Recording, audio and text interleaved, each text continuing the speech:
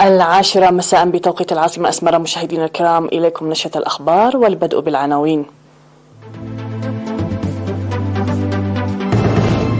جهود لتحسين معيشة المواطنين في القاش بركة.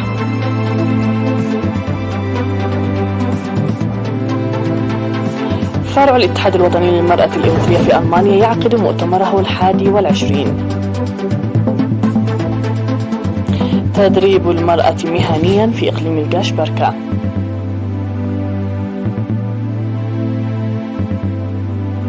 في الأنباء العالمية، قاذفتان روسيتان تجريان دوريات فوق المحيط المتجمد الشمالي.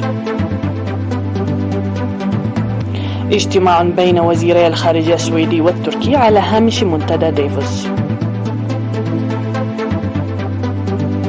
والهند تتفوق على الصين في النمو السكاني.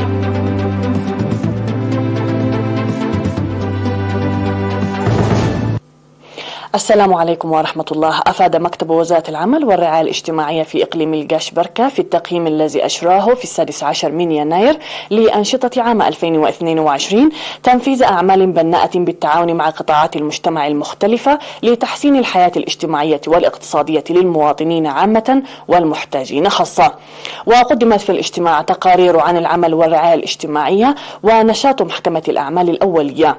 وأشارت التقارير إلى تقديم إعالة لأسر الشهداء بمبلغ أكثر من 28.6 مليون نقفة، وتأهيل النوعي ل16 أسرة شهيد ومناضلتين مسرحتين بأكثر من 15,000 نقفة لكل منها، وتدريب الشباب المحتاجين مهنيا، وتوزيع 1600 عربة كارو، وتقديم منازل مشيدة من الشعب ل4 معاقين، وتقديم اللوازم الدراسية ل1500 طالب. وأوضح مسؤول المكتب السيد تسفى جبريل جبر سلاسي أن تأمين الرعاية الاجتماعية من المهام التي تمنح الأولوية، مشيرا إلى أن برامج هذه السنة تشمل تقديم الإعالة بطريقة مدروسة وتفعيل أنشطة العمل في المديريات وتقييم وتطوير الأعمال بانتظام. من جانبها دعت وزيرة العمل والرعاية الاجتماعية السيدة لؤول جبر آب لتعزيز التنسيق مع الشركاء والقيام بدراسات مسبقة لمتلقي الدعم، وأن يأتي الدعم بحلول جذرية ومستدامة، وتقوية دور الإدارات لإعادة الديون المستحقة من القروض المقدمة دون فوائد. وقال حاكم إقليم القاش بركة السفير محمود علي حوري إن على الإدارات وضع أنشطة العمل والرعاية الاجتماعية ضمن أولويات عملهم، ومتابعة تسخير الدعم المقدم والعمل لتقوية مساهمة المجتمع لتخفيف المعاناة الاجتماعية والاقتصادية للمواطنين.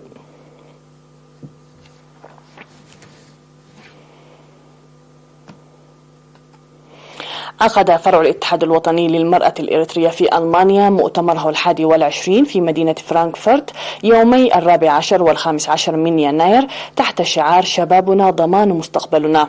شاركت في المؤتمر 125 ممثلة من 24 مدينة، بالإضافة إلى أعضاء السفارة الإريترية والضيوف المدعوين. وقدمت رئيسة الفرع السيدة عقبة أفورقي تقريرا عن الأنشطة المنفذة من عام 2014 وحتى عام 2022. وذكر القائم بأعمال السفارة الإريترية السيد يوهانس والدو في الكلمة التي ألقاها دور ومساهمة المرأة الإريترية في جميع المراحل وجبهات النضال. وألقيت في المؤتمر كلمات تضامنية من القنصلية الإريترية واللجنة الوطنية في ألمانيا وفرع الاتحاد الوطني للمرأة الإريترية في دائرة أوروبا وجمعية معاقي الحرب وشباب المرأة الإريترية في ألمانيا. وصادق المؤتمر على اللوائح الداخلية للعمل، وانتخب هيئة إدارية جديدة ل3 سنوات. كما أكدت المشاركات على الاستعداد للدفع بأنشطة الاتحاد وإكمال البرامج قيد التنفيذ.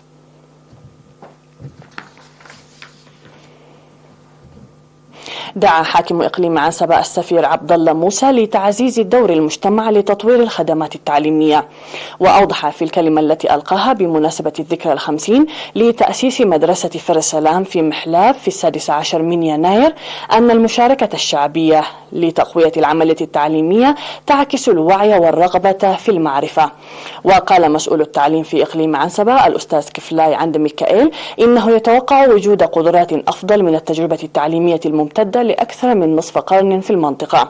وارتقت مدرسة فر السلام التي تأسست عام 1972 بمبادرة شعبية وشيد فيها فصول إضافية عام 1999 ارتقت في العام الدراسي 2001 و2002 إلى المرحلة المتوسطة، والعام الدراسي 2022 و2023 إلى المرحلة الثانوية، وتستقبل حاليا 1382 طالب.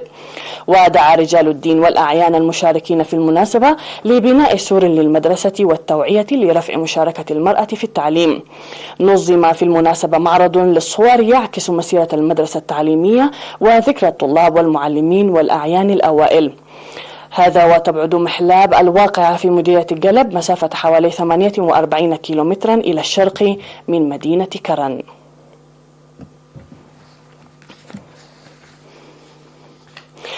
خرجت 92 امرأة في 17 من يناير من دورة تدريبية نظمها مكتب الكونفدرالية الوطنية للعمال في الإقليم لمدة 3 أشهر في الأشغال اليدوية وتقنية الكمبيوتر. وأوضح مسؤول المكتب السيد عبد صالح أن الهدف من التدريب رفع قدرات المرأة، ويجري العمل لفتح مركز تدريب في تخمبيا لاستفادة المرأة في المناطق البعيدة. من جانبه أوضح مسؤول متابعة المشاريع السيد قدوس مسجون أن التفاهم جاري مع إدارة الإقليم والاتحاد الوطني للمرأة والاتحاد الوطني للشباب والطلبة والجهات الحكومية الأخرى لضمان استمرارية برامج التدريب. كما أشادت ممثلة المتدربات ببرامج التدريب المنظمة منادية لمساهمة جميع المؤسسات الحكومية والاتحادات الوطنية فيها. وقال حاكم إقليم القاشبركة السفير محمود علي حوري في الرسالة التي وجهها إنه يجب تقييم نتائج التدريب المقدم وتطبيق المتدربات للدراسة المقدمة فعليا.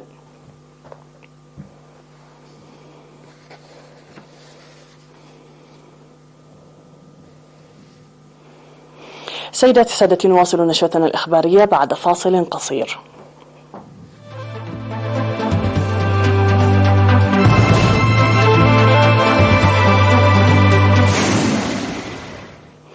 على الصعيد العالمي، قالت وزارة الدفاع الروسية في بيان إن قاذفتين استراتيجيتين روسيتين نفذتا دوريات فوق المحيط المتجمد الشمالي.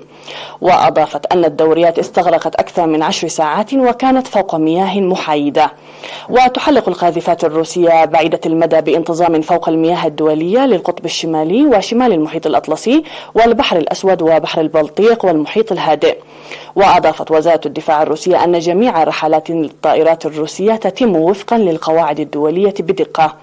وفي نهاية يوليو أعلنت روسيا عزمها تعزيز مواقعها في منطقة القطب الشمالي اقتصاديا وعسكريا وفق عقيدة بحرية روسية جديدة وقعها الرئيس فلاديمير بوتين بمناسبة يوم الأسطول الروسي.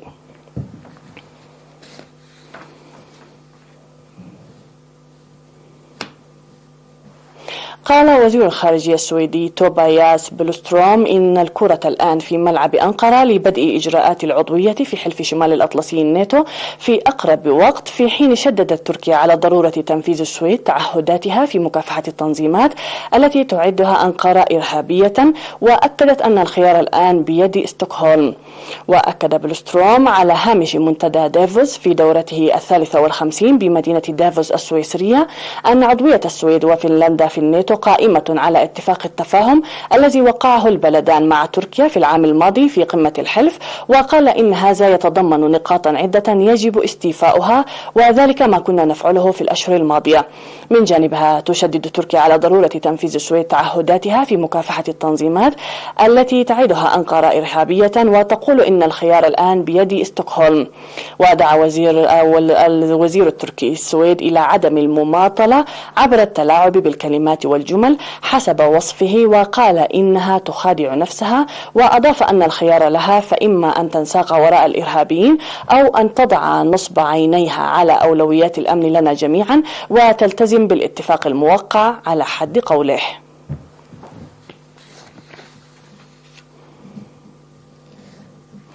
من المتوقع أن تتفوق الهند على الصين كأكبر دولة في العالم من حيث عدد السكان هذا العام، على الرغم من تباطؤ نموها السكاني بحسب الأمم المتحدة. وتقدر الهند عدد سكانها ب1.38 مليار نسمة مقارنة ب1.4 مليار في الصين.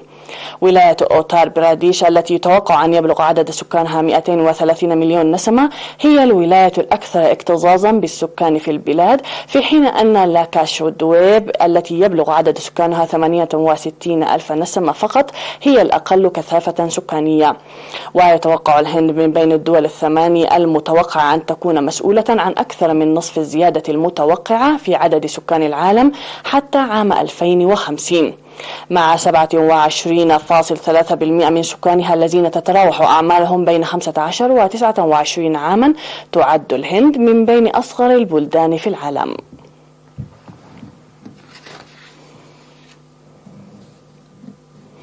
في النبأ الأخير، ضرب زلزال بقوة 7 درجات قرب جزر مالوكو بشرق إندونيسيا وفق المعهد الأمريكي للمسح الجيولوجي، ما أدى إلى إطلاق تحذير من حدوث تسونامي في المنطقة. ويقع مركز الزلزال على بعد 150 كيلومترا شمال غرب جزيرة هالماهيرا بشرق إندونيسيا، وعلى عمق 48 كيلومترا.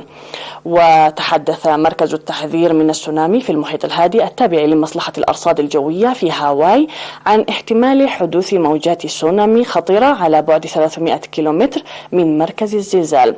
كما حذرت وكالة الأرصاد الجوية وعلم المناخ والجيوفيزياء الإندونيسية من احتمال حدوث هزات ارتدادية. وتقع إندونيسيا على حزام النار في المحيط الهادي، حيث تلتقي الصفائح التكتونية وتشهد جراء ذلك بانتظام زلازل أو ثوران للبراكين. سيداتي سادتي، إليكم تذكير بالعناوين ختاما للنشرة.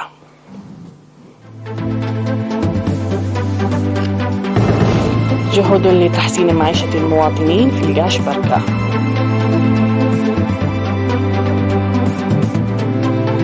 ثار الاتحاد الوطني للمرأة الإريترية في ألمانيا يعقد مؤتمره 21. تدريب المرأة في إقليم الجاش بركة.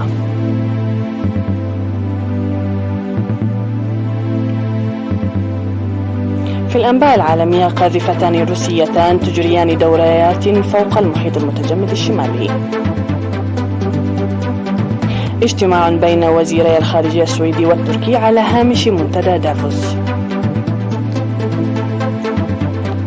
والهند تتفوق على الصين في النمو السكاني.